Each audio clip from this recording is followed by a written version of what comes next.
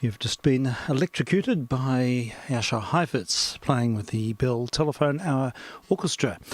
Another recording of Ravel's Zigarren. And I'm sort of featuring this week with different players, different performers. Heifetz being the great exponent of the Russian school. Well, one could almost say the universal school now.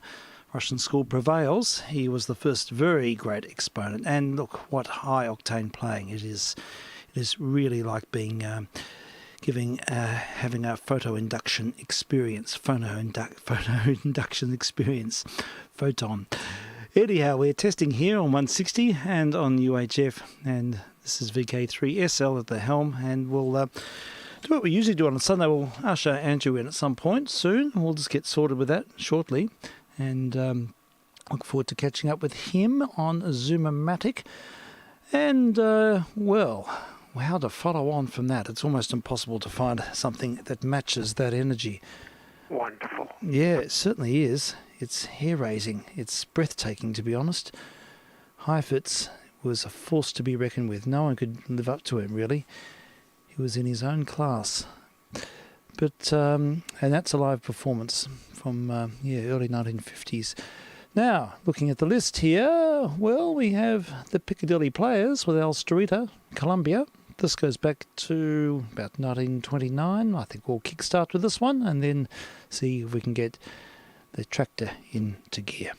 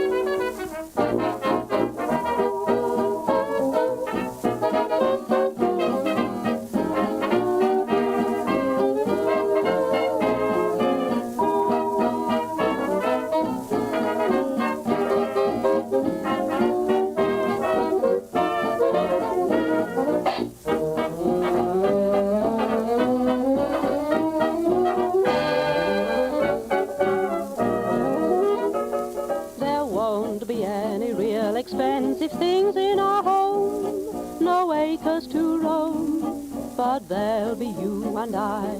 We won't have any room to spare for servants to sleep, no butlers to keep, but there'll be you and I. On Saturday I'll get my pay and we'll step out then to somewhere I know nearby. And in a year a little smiling stranger will grace our snug little place, and there'll be you and I.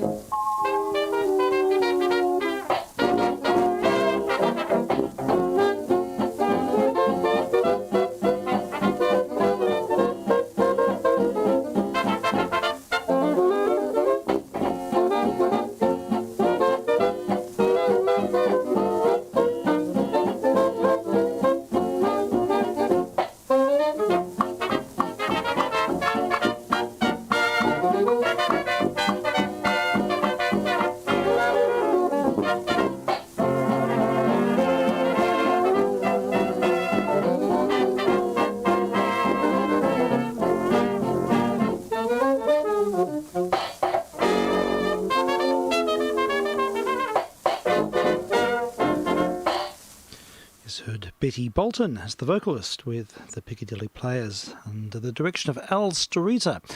There'll be You and I. And it's from the movie Mother's Boy from 1929, apparently.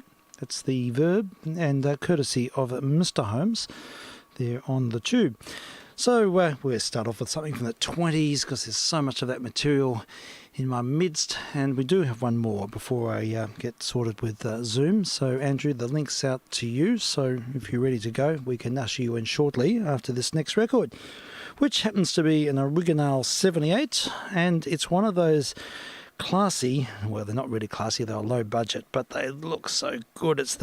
They're called the New Electrobeam Angelus records. I think they're Cole's product or something, but they look so official with Electrobeam. It was all these big words about electricity and about the new coming of major new communications. So it was all out there. It's an early electric recording going back to the late 1920s, and it features Alfonso Trent and his band and a track called Walking with Susie. This is vk3sl. Whoops, and the needle slipped off. Oh! There we go. Can't have that happen.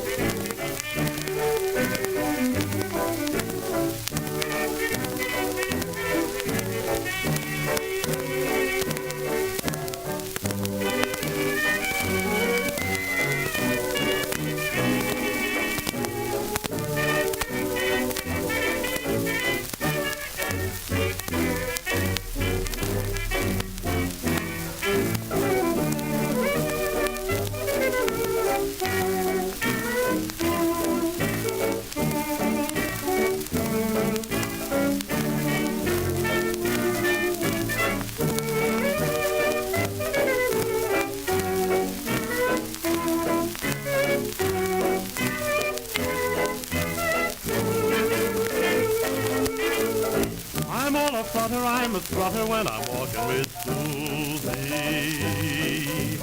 I'm never knowing where I'm going when I'm walking with Susie. She leads me, she feeds me beauty and charm. I'm woozy when Susie's holding my arm. My heart is bumping and it's thumping when I'm walking with Susie. I hit the ceiling, what a feeling when I'm walking with Susie. Although I'm choosy, Susie will do. I'm getting sappy, I'm so happy when I'm walking with Susie.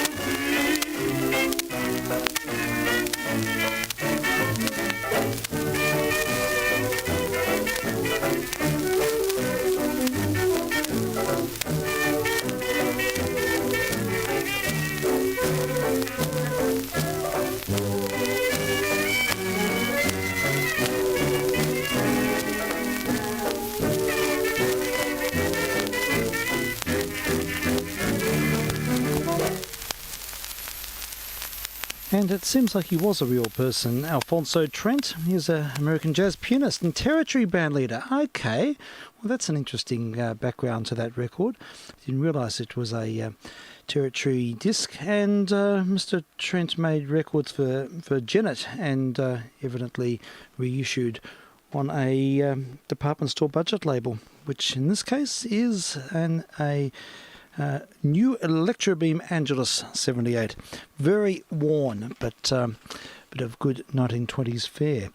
All right, well, we've got the invite out there to you, Andrew, if you're around. If you're not, that's all fine. No expectations here. We just go with the flow. So hopefully you've got the message anyhow. So in the interim, I'm going to have a listen now to Josephine Bradley.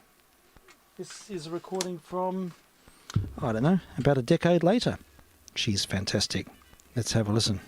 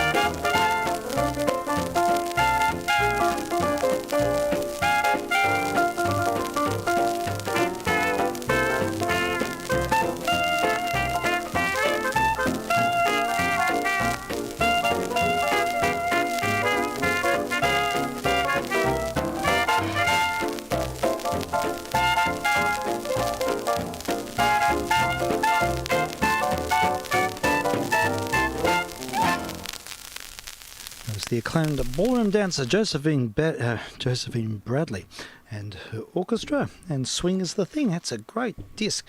I should find out more about her. She made quite a few records, and she sort of rivaled Victor Sylvester as sort of the acclaimed ballroom dancer.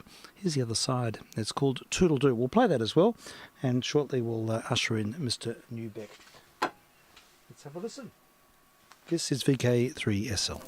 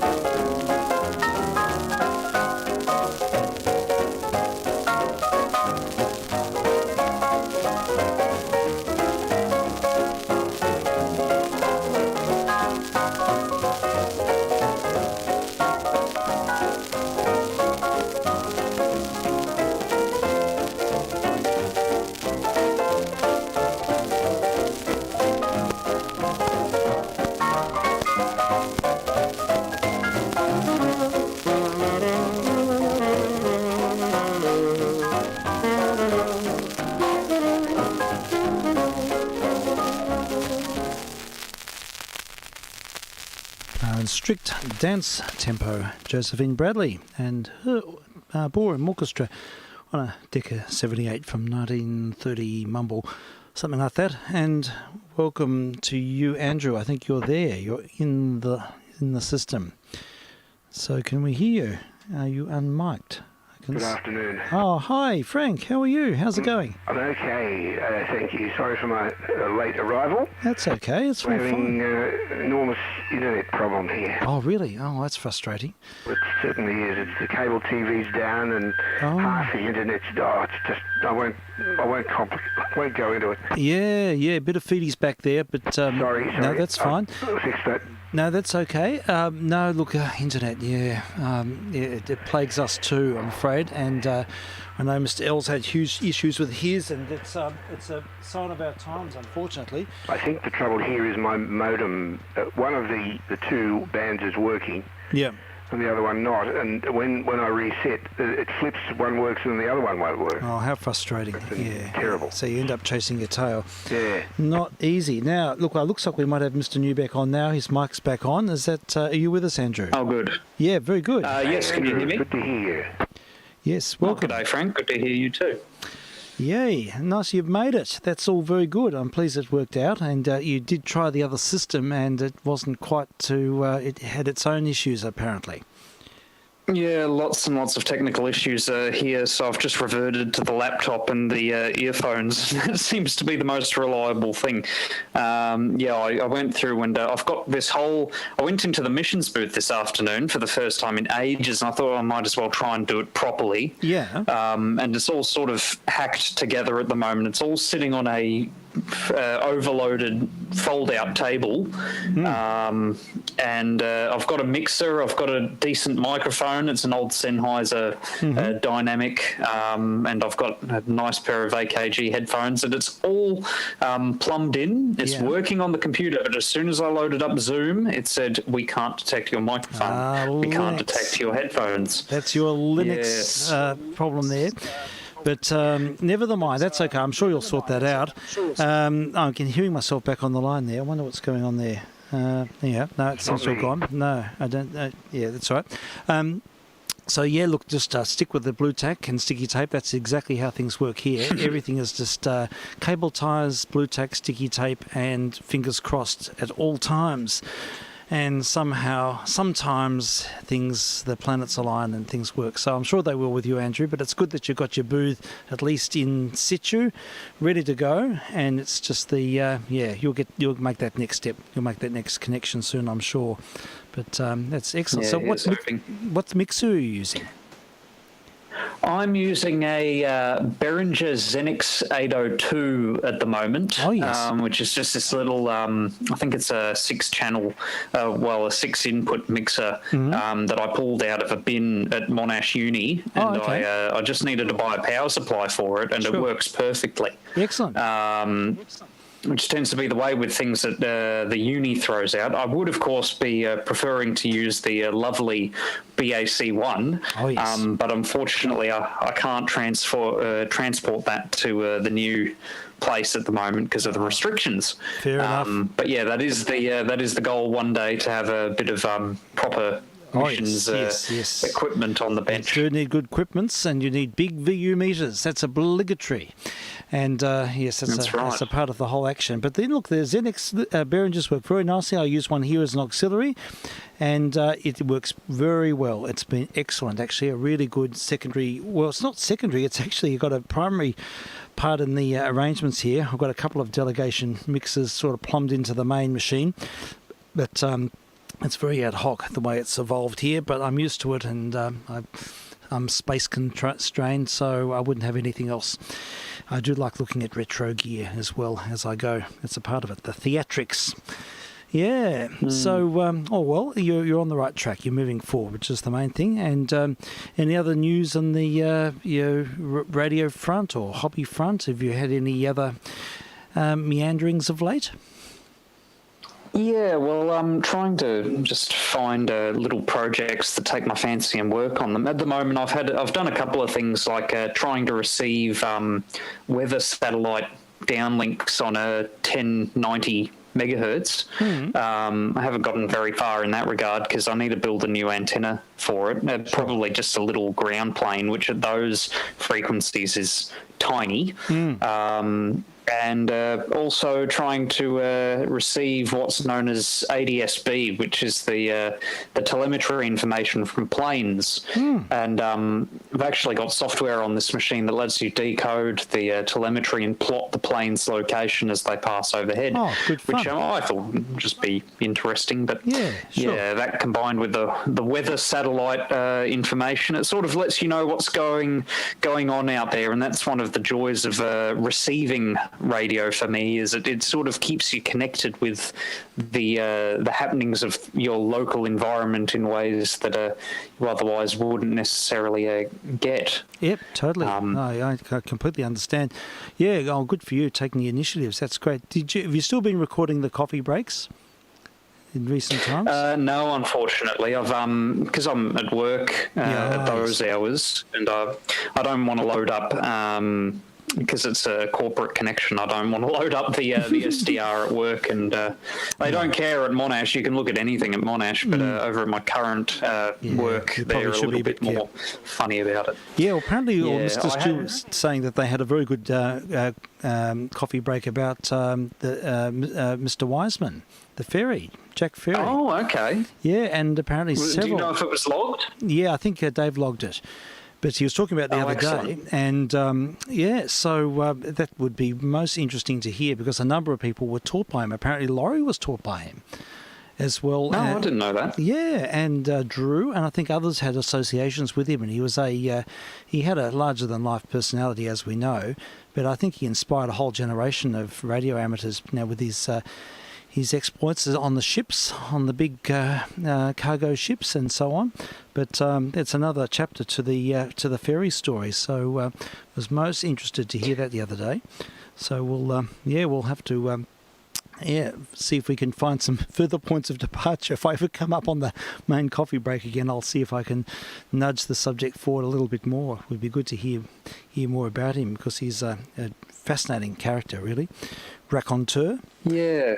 That'd be quite good to dig into. I've still got this recording that I made of Drew Diamond talking about Jack Ferry. Okay. And I was going to transcribe it, and then eventually I sort of just ran out of time working on that project. It was part of my big sort of missions project, which grew to about, I think, maybe 50-something pages of transcription, thanks to Mr. Kilt. Yes. But and then I sort of ran out of steam, so I'm waiting for a way to do it sort of digitally, where I can just punch in the audio file and have it automatically translated into text, and then I can edit it. Yeah, it would probably be good to have a text version and an audio version as well in time. But it's a great document, initiative, fantastic. That you've done spent so many hours interviewing people, and you've really captured almost anyone and everyone who was on the air in the first generation of 160 metres missions has been logged, except for poor old Mr. Branch, of course. And yes, unfortunately. I think that, it's funny, the whole project in a way is almost based around trying to get at the Branch, which of course is the one major character that can't be interviewed. So he's a sort of a central figure that forms the launching point for a lot of those conversations. Yes, indeed. Yeah, well, good on you. Yeah, well... Okay, well, I'm just thinking, how shall we move on today?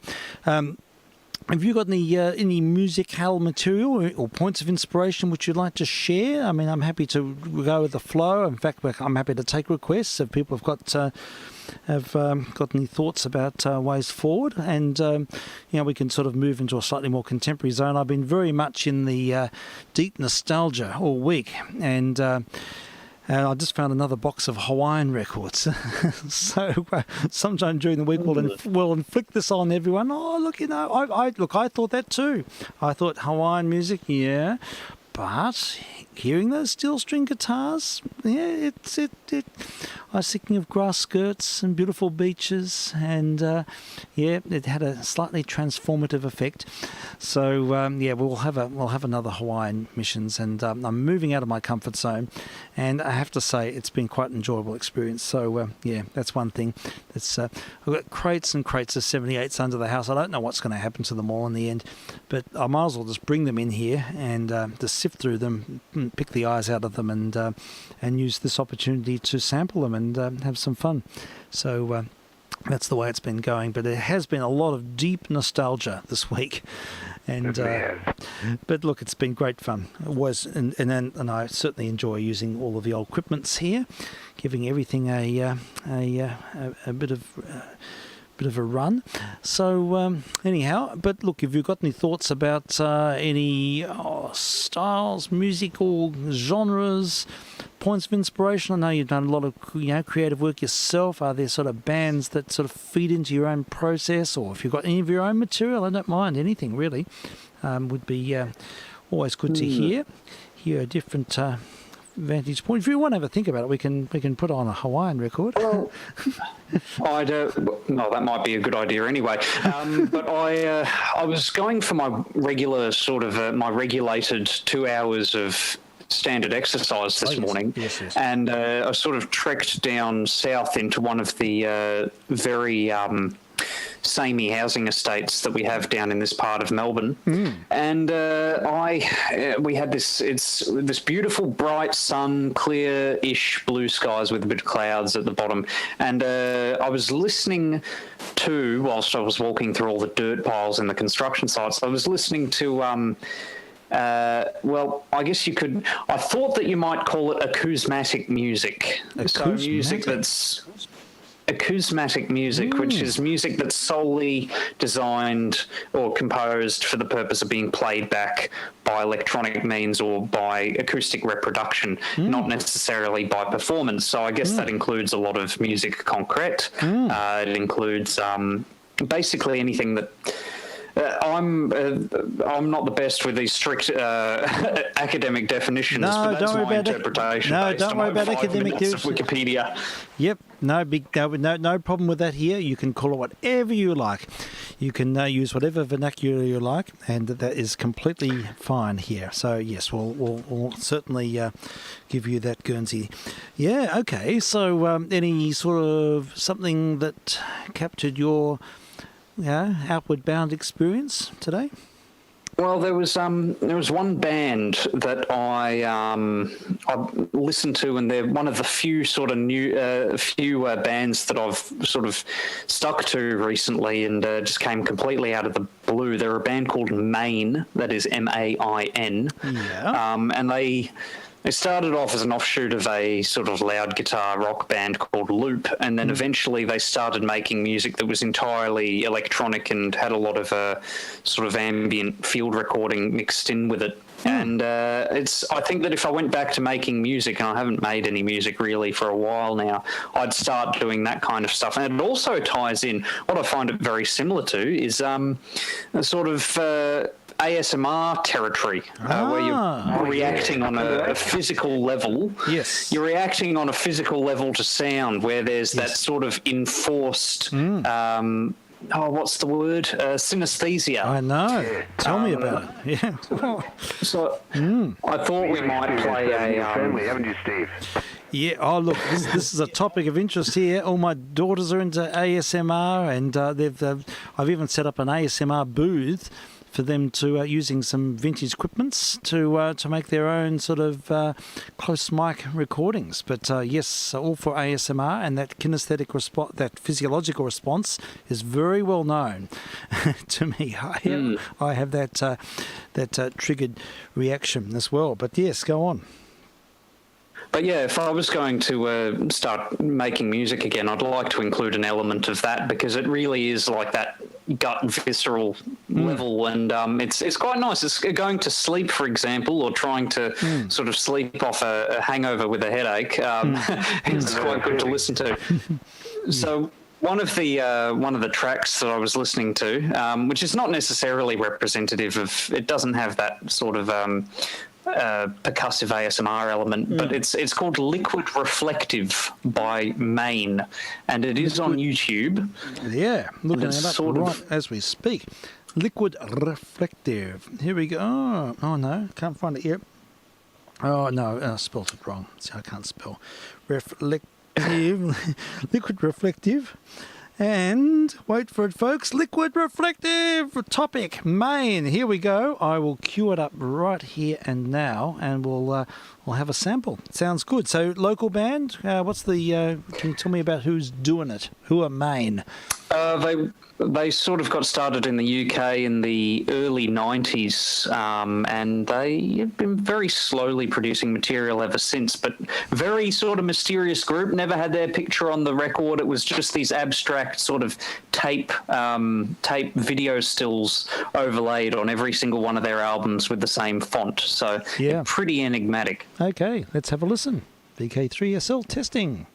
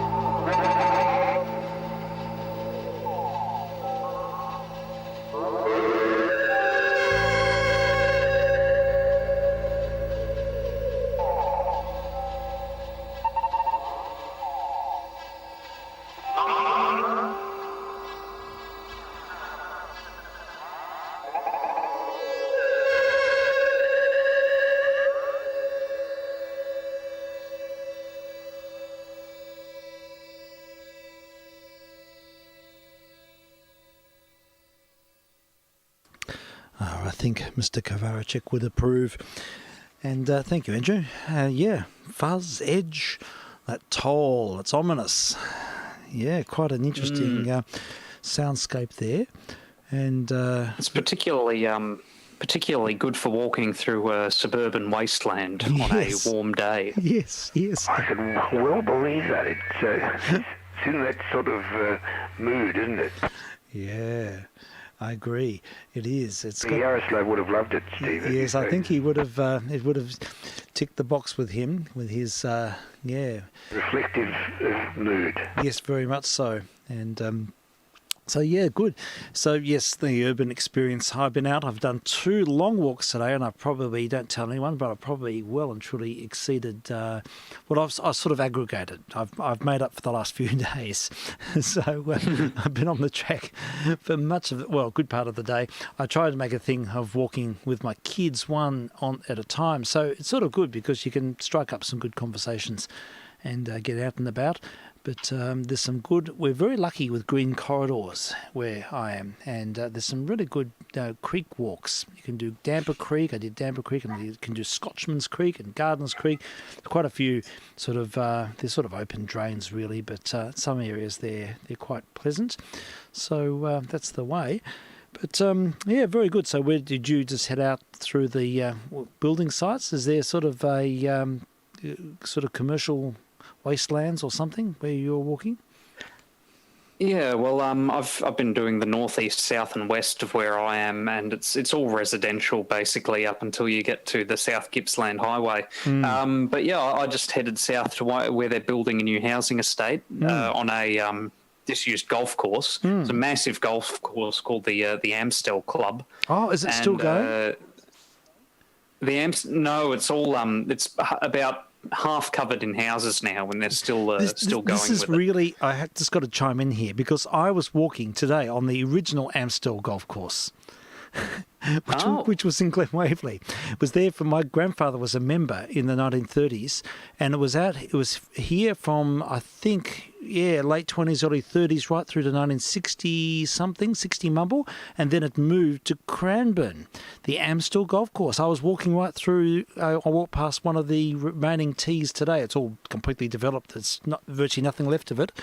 And recently, a road caved in with a huge well, which was the well of the clubhouse from the. It was not recently. Right. It was a couple of years ago, and this beautiful brick-lined well. Suddenly, the whole road just disappeared, and there was this amazing bit of ruinous artifact from an earlier time. But that was also the Amstel golf course. So yeah, back to you. I thought I'd have to say that. Sounds incredible. Yeah, what a nice bit of a coincidence that we both walked on the Amstel, former Amstel golf clubs. Yes, that's right. In 2 generations of the same club.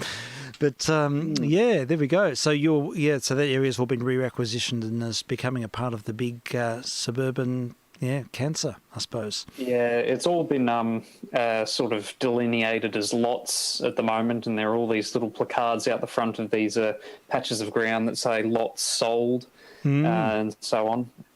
Yeah, I just kept walking through there, and it was quite good. Not a lot to see, but when you have a good soundtrack behind it, it sort of takes on this real sort of otherworldly sense, especially at the moment where everybody's inside. It was like I saw a movie last night which was The Quiet Earth. The mid-80s New Zealand film. I don't know if you've I haven't seen it or come across it. No. But that's another film with a definite sort of post-apocalyptic theme to it. Okay. And it actually deals with a post-apocalyptic event, and I'd highly recommend it. It's very atmospheric and done on a low budget. Yep. Local film, Australian? New Zealand. Oh, yeah. Okay. So Kiwi film from the mid-80s. Okay, I've written it down. Okay. Oh, The Quiet Earth. Very good. Thank you. And we can add that to our apocalyptic film list. Getting a few on the list at the moment.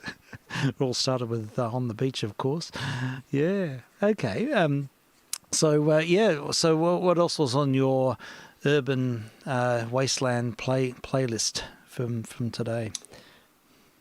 Let's see. Well, these tracks always remind me of the one of those early electronic pieces by a composer by the name of Pauline Oliveros, you may be familiar with. But she did quite a bit of, I guess you could call it sort of stemming out of music concrete. But she had a piece that I heard it on ABC Classic FM one afternoon when I was driving home, and it was a stinking hot day, and there was just traffic all along the freeway, and then this high-pitched oscillator noise just came on the radio with this weird sort of messed up orchestral score coming in later. And I thought, geez, this sounds great. It really tied in with that urban meltdown sort of vibe. Yeah. But this was quite a few years ago. This was years before COVID. So whenever I think, what would be my my top sort of urban apocalypse song and a piece, it'd probably be Bye Bye Butterfly by Pauline Oliveros. Okay. Bye Bye Butterfly. Which you don't need to play all of. It's quite a long track, but okay. an excerpt at the start would be good. Yeah, very good. Okay, we'll certainly do that. So we're queued. I think we're right to go. 1967, so early days. Oscillators, pre-synth, I suppose. I don't know. Was she associated with any of the big production houses at that time, the BBC Workshop or the Radio France place, or any of them? No, I think she was an American, and I think that she was... I'm not sure if she was associated with the... Oh, wait, here we go. The San Francisco Tape Music Center. Okay, very good. She started it and was its director, so... Sure. I seem to remember, because when I first started doing missions, I was really keen to explore the whole genre of very early, experimenters in electronic music. And we did look at a number of female composers, particularly because there just seemed to be so many of them. And and I do remember her name in that context. So, but I haven't heard any of her music, so this will be good to hear. So, thank you for that. Well, we'll sample it now. Let's have a listen to Pauline Oliveros and Bye Bye Butterfly. We'll probably listen to about 3 or 4 minutes of it. Let's check in. vk3sl testing.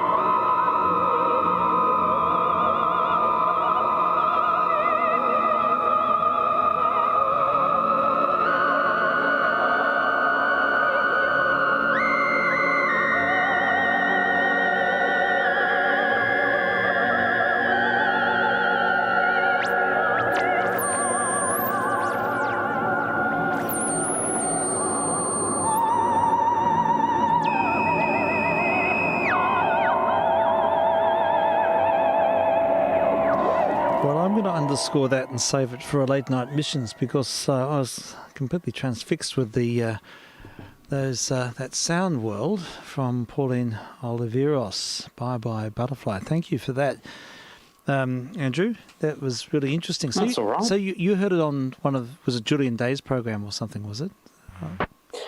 I'm not sure. It was just something that I tuned across by chance, and I thought, what the hell is this? Yeah. And I remembered it. Yeah. Yeah. Wow. It's quite fascinating. I'd like to hear more of what she's doing. That reminded me a lot of the missions we had with Mr. YJQ. Do you remember that? Yeah, I do. He had some really interesting ideas, and using his modular analog synthesizer, and created some remarkable sound worlds. I'd love to have him back. I'd like to hear more of his work. But yes, indeed, he was. Would interest you too, Andy. Yeah. So do you know YJQ? Do you know him, Steve? His name is. Yeah, I know of him. I may have met him once at a Hamfest, I think. Yeah. But other than that, I haven't had much dealings with him. Yeah, sure. He's built himself from scratch a very well-equipped, complex analog synthesizer. I say well, it's a single oscillator, but it's very, very well designed, and he can do a lot of things with it. And he's actually made a CD. He certainly has, and. It's a work of art. It's a copy of one of the big EMC machines, and it's got so many it's got a patch bay. It has many different sound envelopes, different oscillator functions and waveform manipulations. It's all there, and he's really done some incredibly creative work, and when he came on a few months ago, he was explaining the background to the pieces, and it was a really personal journey, and I found it very moving. I thought it was great. So, it was his exploits using a modular synth from an analog synth. So I presume that's what Pauline was using there, something, and sampling orchestral. Similar sort of thing, I should think. Yeah, I expect it was, and sampling orchestral sounds and vocal sounds and bringing them into the mix. But that wouldn't have been all so easy back then, in 1960 mumble.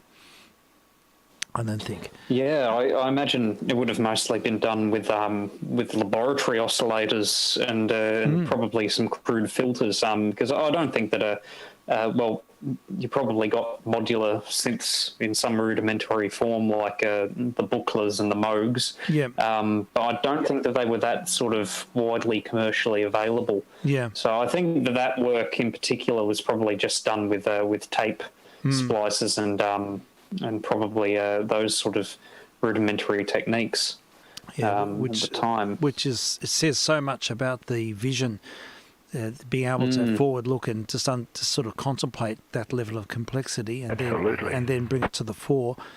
Look, I've got to leave to eat. Very sorry to be doing, always am, but this is a particularly interesting point, so sorry to be doing it, but maybe I'll eat quickly and come back. Okay, sure. See how you go. Right. Yeah, it's that's fine. There's no problem there at all. And look, that was a really great choice. Thank you, Andrew. And Frank, we'll enjoy your company whenever you come back. And we'll go for a little bit longer. Yeah, definitely clear. Yeah, sure. Look, I haven't got a lot of time because I've got to do something similar. I've got to work at the coalface, the domestic coalface, in the next little while, about 20 minutes.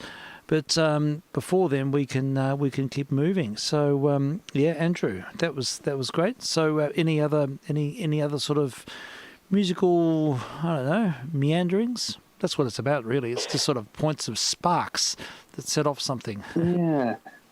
Well, it could go in various directions. I was thinking of perhaps torturing the listeners of this test missions. Yes, of course. Well, these are tone tests after all. But because I've got a few. This time I've actually got a few things sitting in the tabs. But we could go in several directions from that last track. I might actually go to probably the full extent of that noise material and go to perhaps the best known modern noise artist. I guess noise is taking the that formal electronic composition to its logical extreme. Yep. They an artist by the name of Merzbow, Merzbow,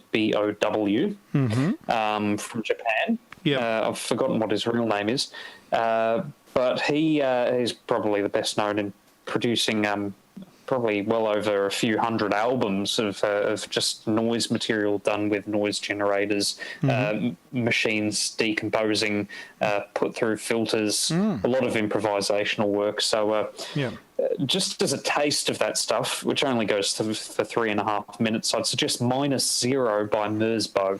-0. Here we go. It's there. And we'll certainly have a listen to this. Sounds intriguing. Let's have a listen now. I'll just have to give it the proverbial cue up, and we'll inhabit a parallel universe. Let's have a listen. VK3SL, incidentally, tone tests on 160 and UHF. Don't adjust your set.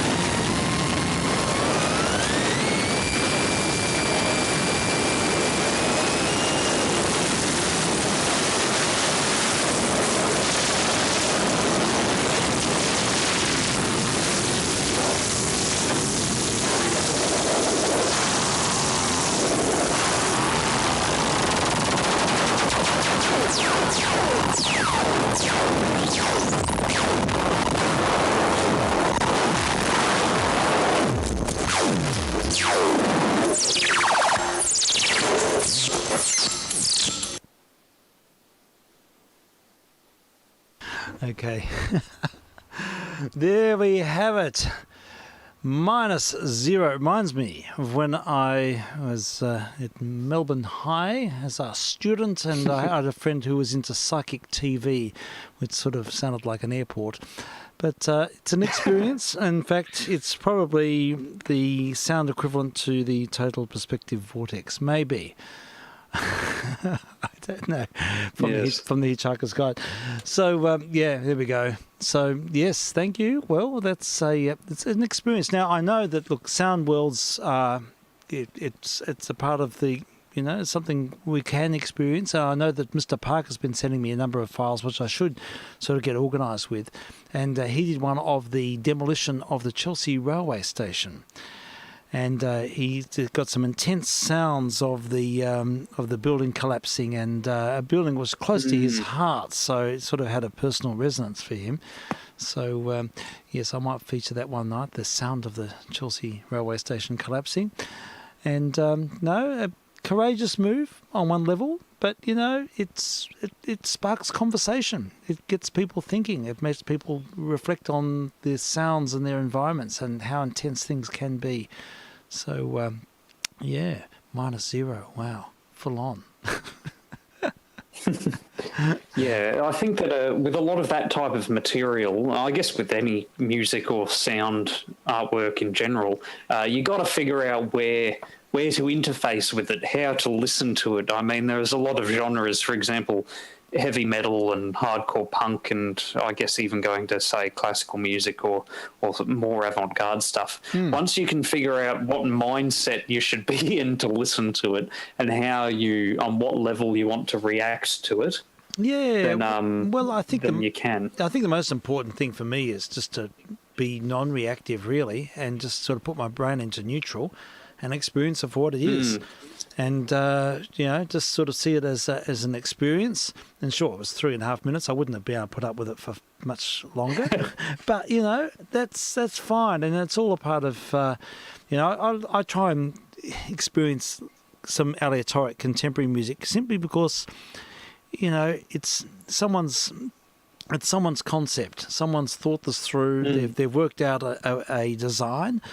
And it's a form of expression, and it may not sort of make immediate sense, but what am I to judge, and if I can choose to listen to some of it, and if it starts to offend me or whatever, I can switch off. But, anyhow, I think that there are lots of ways of tuning in, but I think preconceptions is in my mind, is not so helpful. But, thank you for that. That was good. And but it did remind me of my my HSC art class, listening to Psychic TV while I was doing my pieces. We'd have this constant barrage of noise, to say the least. Yeah, wow. Yeah, it was them and the Melody Lords.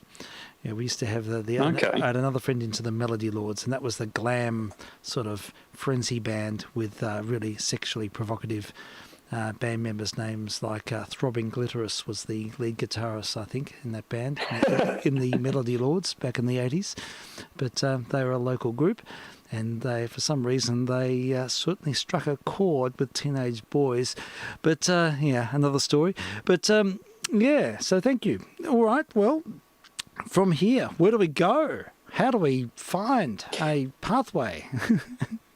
From the proverbial... Well, now that we've listened to sort of, I guess, the id of that side of the music, just incidentally, I started listening to that Merzbow stuff because for the past year or two, I've had these recurring bouts of bizarre tinnitus in one of my ears, which I think I've discussed before. Yes. And sort of to help me sleep at night and to ignore it, I started putting on this harsh noise music as I was going to sleep, and I found it quite soothing. Okay. Sure. But yeah, Merzbow is sort of the id. Now, to go to the ego of the matter, you might look at a band that takes that and then puts that sheer noise into a melodic context. And there were a lot of bands that sprung up, a lot of guitar bands in the late 80s, early 90s that did that. And probably the most successful of the lot was a band called My Bloody Valentine. Okay.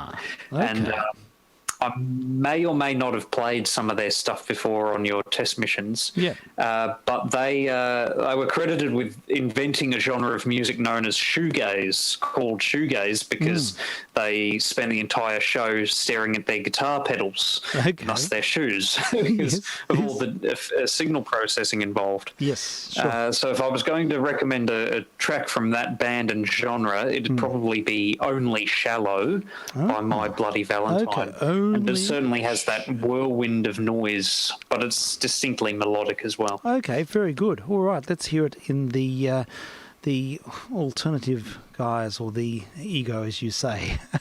All right, do we go with the official music video, or do we go with the visualizer version? I don't know. Where do we go? Official music video should be fine, I think. Okay, right, we'll give that a Q-O-matic. And all we need to do is do the massive referral, and we can have another oral experience. Let's see how we go. vk3sl testing on 160 and UHF.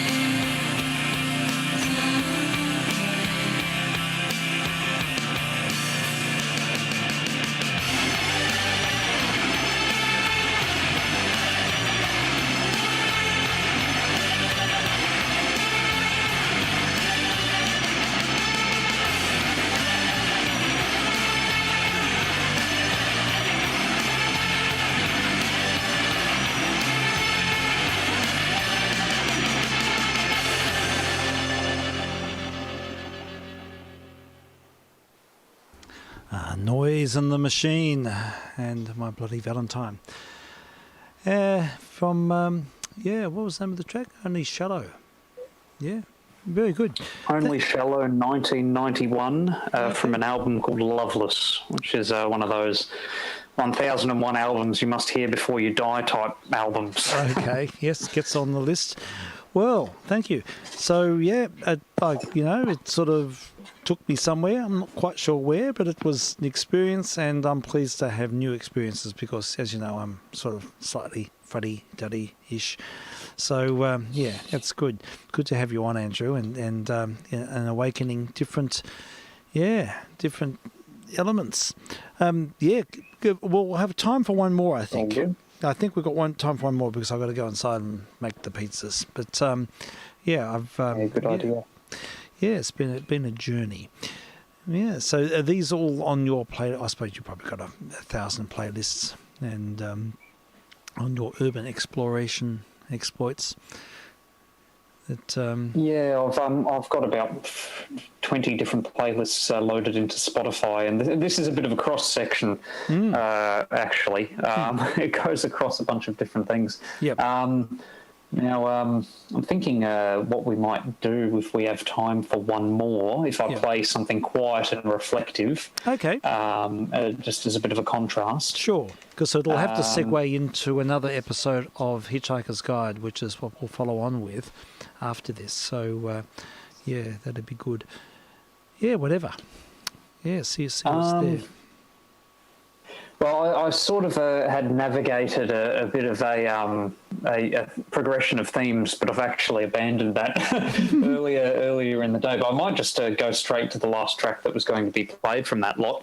And it's by a band that I've definitely played on the missions before, which is Talk Talk. Yes. Best known as being the 80s pop group that then did some astounding sort of free-form...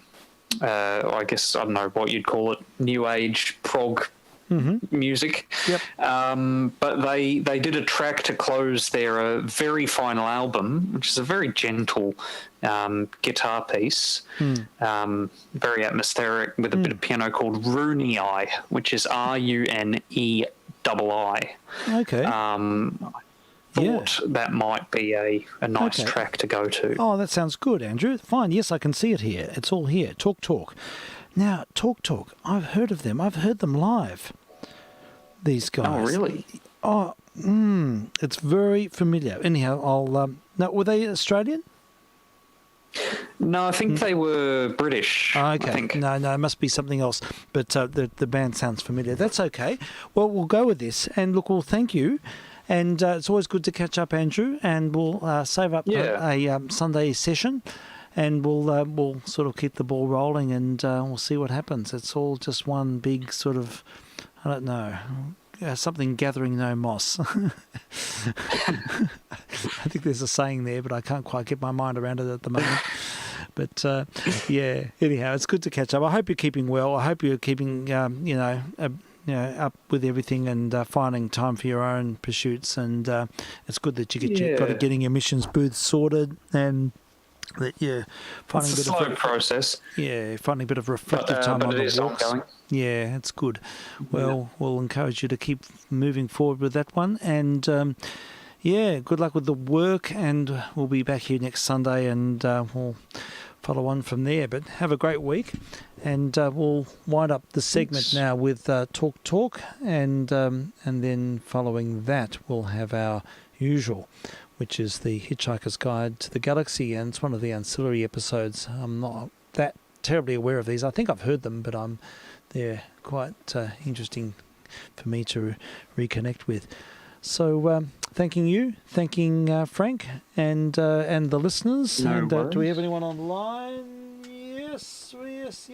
Good afternoon from Mr. Pirate. So we'll have to after we've had this track, after we've had Runai, we'll have to terminate the online thing, and then anyone who wants to keep listening can go to the secondary stream.